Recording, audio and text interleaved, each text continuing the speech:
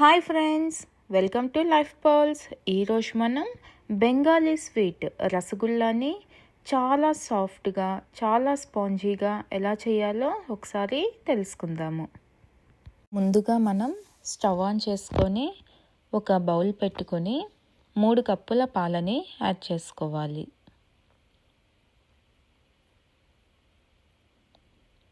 పాలు హీట్ అయ్యే లోపల ఒక బౌల్లో 2 టేబుల్ స్పూన్ల నిమ్మరసం, 2 టేబుల్ స్పూన్ల వాటర్ అనేది వేసి మొత్తం ఒకసారి కలుపుకోవాలి. పాలు హీట్ అయిన తరువాత ఈ నిమ్మరసాన్ని అందులో యాడ్ చేసి గరిటెతో కలుపుకుంటూ వాటర్ పన్నీరు సపరేట్ అయ్యేంత వరకు బాయిల్ చేసుకోవాలి. ఇలా సపరేట్ అయిన తర్వాత ఒక బౌల్ తీసుకొని పైన సపోర్ట్కి ఒక గరిటె పెట్టుకొని కాటన్ క్లాత్లో మనం పన్నీర్లో ఉన్న వాటర్ అనేది వడగట్టుకోవాలి.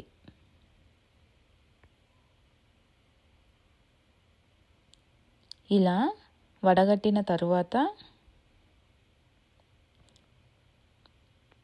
పన్నీర్ని మనం 2 గ్లాసుల వాటర్తో శుభ్రంగా కడగాలి.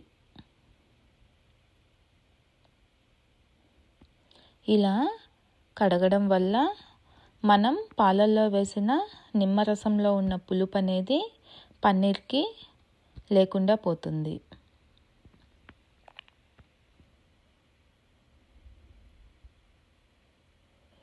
ఇలా శుభ్రంగా కడిగిన తరువాత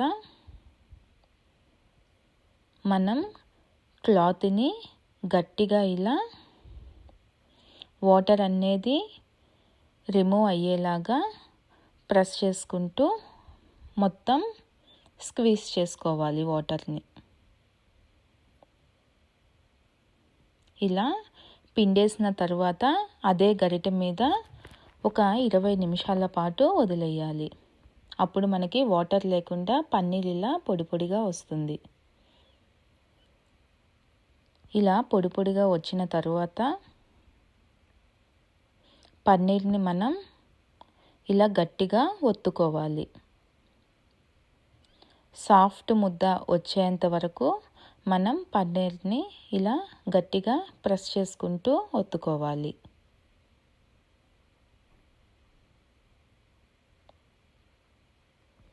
ఇలా ఒక 5-10 నిమిషాల పాటు పన్నీర్ని మనం ఒత్తుకోవాలి.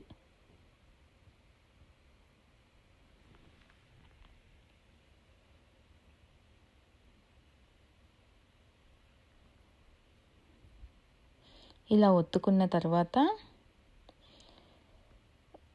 చిన్న చిన్న బాల్స్ లాగా డివైడ్ చేసుకోవాలి.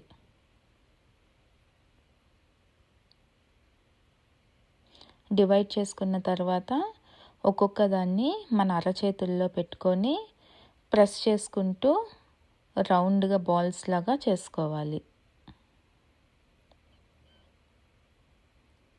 ఇలా అన్నీ రౌండ్ బాల్స్ లాగా చేసుకున్న తర్వాత ఒక బౌల్ తీసుకొని అందులో 1 కప్పు పాలకి 1/2 కప్పు షుగర్ అనేది తీసుకోవాలి.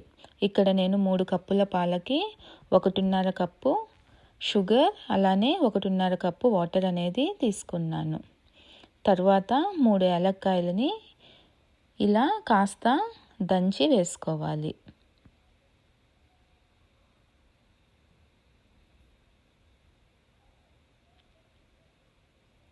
షుగర్ అన్నది బాగా కరిగిన తర్వాత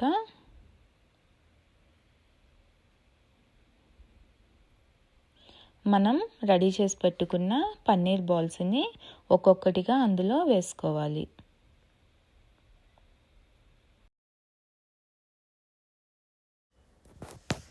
వేసుకున్న తర్వాత మూత పెట్టి 7 నిమిషాల సేపు ఉడికించుకోవాలి. 7 నిమిషాల తర్వాత ఇంకొక వైపుకి మనం వాటిని టర్న్ చేసుకోవాలి.